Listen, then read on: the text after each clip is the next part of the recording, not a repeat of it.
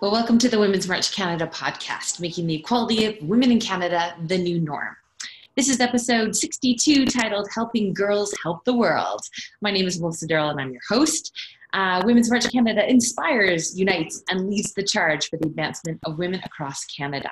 Now, please welcome this week's guest, Alara Karahan. Did I get it? Say it. Okay, yes, you got it. Hi, so glad to be here. Now, Alara is the marketing and social media director at She Clothing Co., the company she founded with 3 of her friends. At 16 years old, very impressive, Alara is not only operating and growing this business, she's also juggling, I imagine, high school and pursuing many extracurricular activities to expand her ever-growing interests. Clothing Co. sells apparel, sweatshirts, caps, and t-shirts, and all the proceeds go to charities that help girls and women. So welcome to our show, Alara. Thank you. Yes, I'm very happy to be here. So tell me a little bit about how you got started. I mean, most of us don't start a business till after university. You're still in high school. How did you come up with this idea? Yeah, of course. So this year will actually be our 3rd anniversary. So we started in grade 9, and it was the initial starting the company was a spur of the moment. My friend Laura sent us a text at 1 a.m. She was like, guys, I have an idea. We need to start a clothing company. We're like, Laura, go back to bed. But the reasoning behind it was much before, like previously. So I think the first time we kind of realized feminism was getting so popular and big and very necessary for our year, like, and day and age today, was when Donald Trump got elected. Mm-hmm. And we saw the public outcry and the need for this sort of empowerment. And we want to bring it to our schools. We know a lot of our classmates can't really access feminism. They're too busy for marches or panel discussions, or they have a very negative connotation with being a feminist. So we almost wanted to rebrand feminism by creating She Clothing Co. Just create a way that everyone can wear this simple t-shirt and then stand in solidarity with millions of women across the world, all gearing toward the same goal of empowering women, of making sure women are heard, and especially youth and young women are heard. Mm-hmm. And so that's really been our goal and the thing we're striving for. So tell me a little bit, I'd like to dive in. You said that feminism sometimes isn't something that younger girls are associating with. Why do you think that is? So I do go to an all-girls school, and I know that sometimes just when we're here, or like when we hear the boys' schools, feminism isn't taken as seriously. It's almost seen as pitting men against women. And She Clothing Co.'s goal is to completely, erase that stereotype. We want, that also ties in with our motto, helping girls help the world. It can be anyone who's helping girls help the world. We have men supporters, females, like all intersectionality. That's what She Clothing Co. is all about. And it's all about coming together and fighting against toxic masculinity, against the patriarchy, against belittling women. And, we're all fighting for having everyone heard. This, perfect equality. I bring it on. I'm on with you. Now, so you come up with this idea, then now you have to source shirts and clothes, and you've got to go online. So how did that all come about? So we definitely have help with our parents, who of course are, some of them are in the business world already. So they definitely gave us guidance, but it was mostly just searching it up. I watched so many Shopify getting started videos, so that's been a huge help. And yeah, so our main goal was getting sustainable clothing, and then also coming up with a website to actually get our message across. And I'm in charge of the website. And yeah, that's really, of course, it has been a struggle sometimes finding decent prices, making sure that we have enough proceeds to go to charity, but we've been figuring out, we have a financial director, Jordan, we have our person who sources the actual clothing, which is Laura. So we've all kind of found our niche and are doing really great. Good for you. So tell me a little bit about some of the items that are available for purchase on your site. And have you, over 3 years, I imagine you've expanded.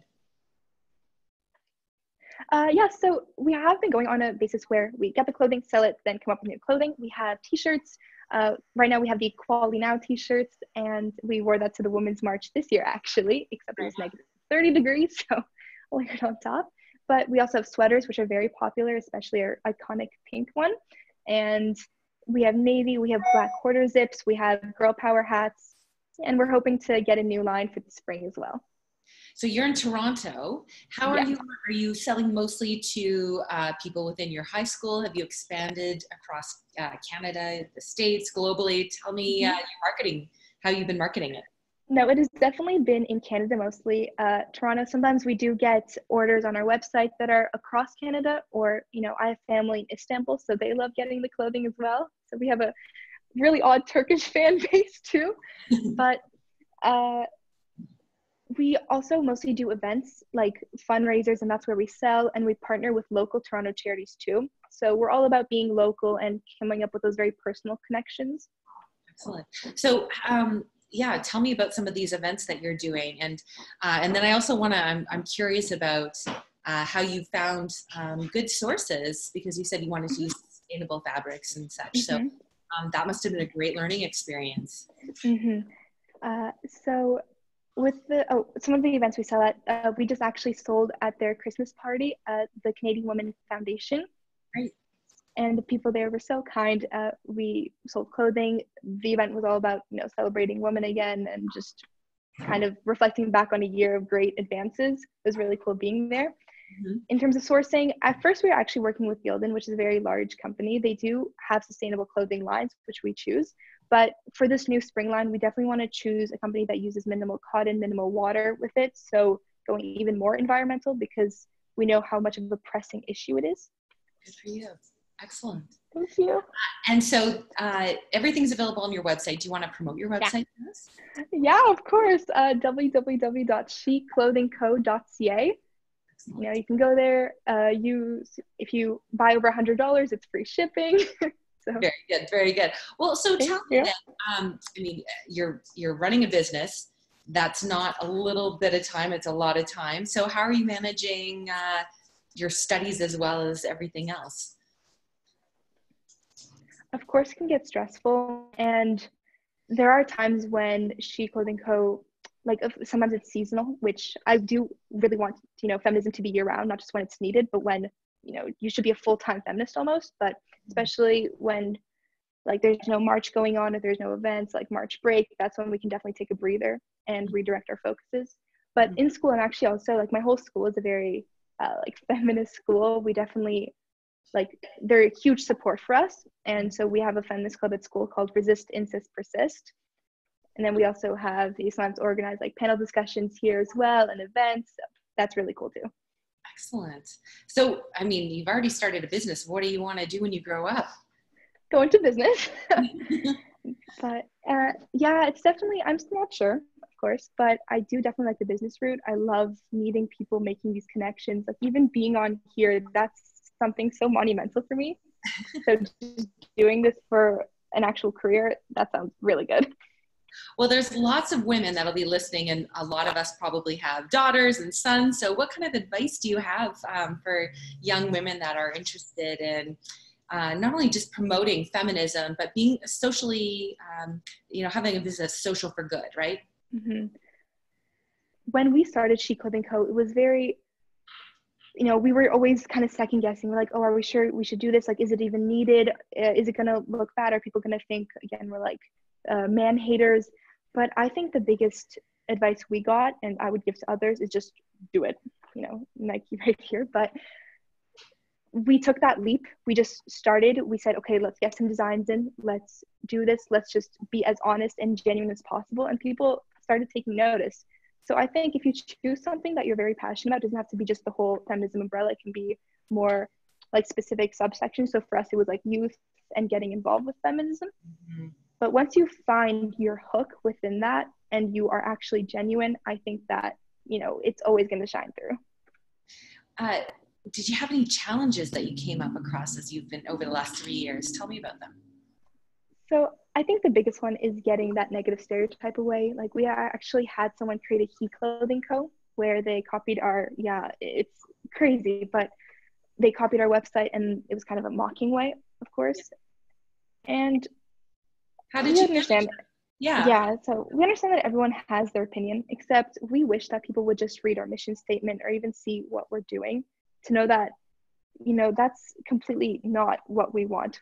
We want everyone to be all inclusive, intersectional, everyone from all minorities, all majorities, every type of person to come and just support this one great cause of helping women, help the world, helping girls.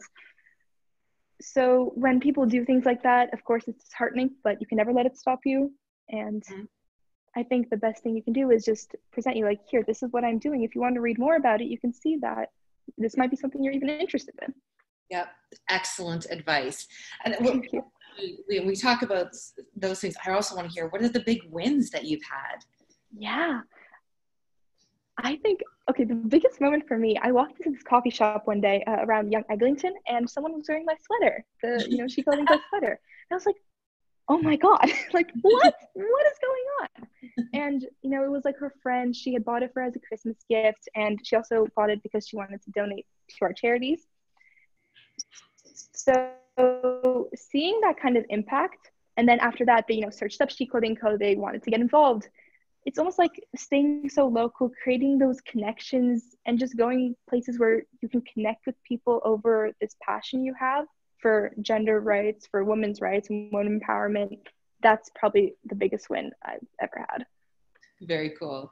Tell me about the charities. How did you choose them?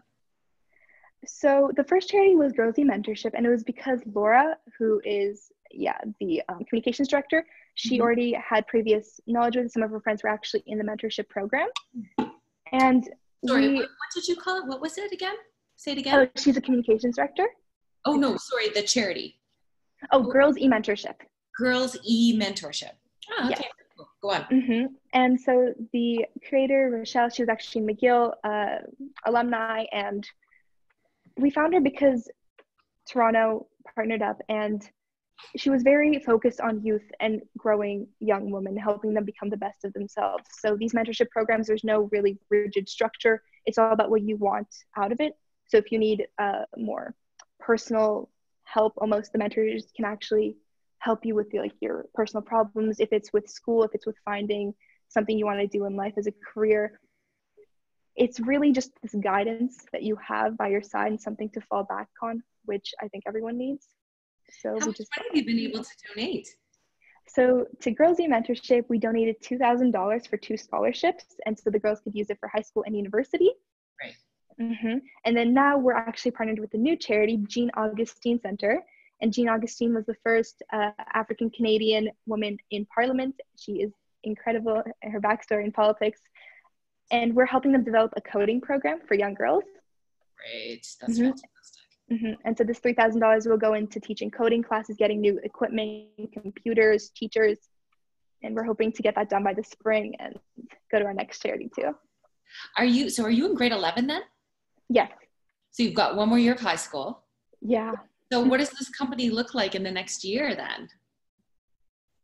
We are definitely hoping to grow it even more, hoping to develop more of the activism side of it too. So we have the actual clothing, maybe get more events involved with the whole GTA, but it's definitely hard. We have talked about what it's going to be like for university once we go there, how we're going to stay in touch. Maybe if we can even have people to help us out with school. So that's definitely still in the works, but we do know for sure that we want She Clothing Co. to continue. Well, She Clothing Co. is a fantastic deal. Are you on social media? Can we follow you? Yes. So our Instagram is sheclothing.co. And then we also have a YouTube channel, She Clothing Co. We have a speech there where we award the scholarship winners for GEM, Girls Mentorship. And so you can watch that too. It's very, I get a little emotional every time. It's like, the scholarship winners are going up. But Instagram, YouTube, those are our main platforms. And then also our website. Amazing. Thank you. Is there anything else you wanted to tell us? Honestly, it's just that I hope that other people can take note that young women, they do deserve a voice, and hopefully She Clothing Co. and any other initiative that you guys watching want to start, just, you can do it. Just, take initiative, do what you want to see others do almost. That sounds a little odd, but if you, going on here, a lot of people say that what you're doing is really great, but then when other people start it too, it's like this chain reaction. People take notice. They say, these young girls, these young women, they want to be heard, and they will be heard. I think that's almost the most powerful thing you can do. Alara, you remind me of a feminist quote that we often say, which is that we are the leaders we've been waiting for. And exactly, yes. Thank you so much for joining us today. I really thank you so much for having me. Yes. Oh my God, this has been the greatest thing ever. Thank you. And good luck with your future. And I will definitely go on your website and I'm getting a shirt. Perfect. Yeah. Awesome. Thanks to our Okay. guests. Have a nice day. Fantastic. Thanks to everybody who tuned in to listen. Your comments are welcomed and encouraged. Please subscribe to our Women's March Canada channel and receive updates every time we upload a new podcast, which is usually on a Friday. Our mission across Canada is to stand together in solidarity with our partners and children for the protection of our rights, our safety, our health, and our families, recognizing that our vibrant and diverse communities are the strength of our country. This is the Women's March Canada podcast. You can find us on Twitter at Women's March CDA and on our website, womensmarchcanada.com. I'm Melissa Darrell, and I'm wishing you a great day. Thank you. That is it.